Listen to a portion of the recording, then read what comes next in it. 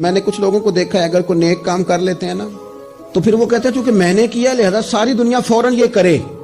آپ یہ کیوں نہیں سمجھتے کہ رب نے آپ کو توفیق دی ہے تو آپ عاجز ہو جائیں اللہ کے بندے, آپ عاجزی اختیار کریں. وہ کہتے ہیں چونکہ میں کرتا ہوں لہذا میں اب اتنا بڑا آدمی ہوں تو فلانے بندے تو ٹھیک ہی نہیں.